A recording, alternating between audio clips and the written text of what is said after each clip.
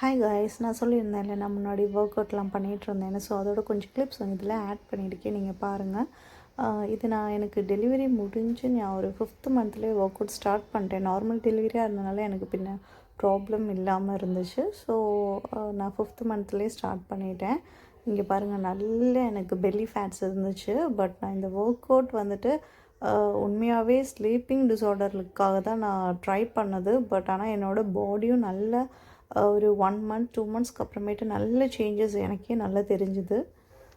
நம்ம இந்த எக்ஸசைஸ்லாம் வீட்டில் இருந்து பண்ணாலே போதும். கார்டியோ ஆப்ஸ் மட்டும் நீங்கள் ஒர்க் அவுட் பண்ணுங்கள், நல்ல ரிசல்ட் கிடைக்கும். அதுவே நீங்கள் ஜிம்மு போகிற ஆளாக இருந்தால் நீங்கள் ஸ்ட்ரென்த்தை கூடி ட்ரை பண்ணுங்கள், பாடி நல்லா ஃபிட்டாகவும். நார்மலாக நீங்கள் எந்த ஒர்க் அவுட் பண்ணுறதா இருந்தாலும் ஒரு 3 செட்டு வச்சு பண்ணுங்கள். 1 செட்டுன்னு சொல்கிறது 20 டைம்ஸு. ஸோ 3 செட்டுன்னு சொல்கிறது 60 டைம்ஸ். நீங்கள் பிகினர்ஸாக இருந்தால் ஃபஸ்ட்டு ஒரு 1 வீக் 120 டைம்ஸ் மட்டும் வச்சு பண்ணுங்கள். நெக்ஸ்ட்டு வீக் ஆன்வர்ட்ஸ் நீங்கள் 3 செட்டு வச்சு பண்ணுறதுக்காக ட்ரை பண்ணுங்கள். ஸோ அப்போ தான் உங்களுக்கு பாடி ஸ்லிம்மும் ஆக முடியும். அந்த டைம்லலாம் ரொம்ப என் கூடயே இருந்தது என்னோடய பொண்ணு தான். ஸோ அவளையும் கூட்டிகிட்டும் நான் ஜிம்முக்கு போயிடுவேன். ஸோ நான் பண்ணுற எக்ஸசைஸ்லாம் அவளும் பார்த்து அப்படியே பண்ணிகிட்ருப்பா. பட் பாவம் அவள் எனக்காக நிறைய சாக்ரிஃபைஸ் பண்ணியிருக்கா. She is my doll.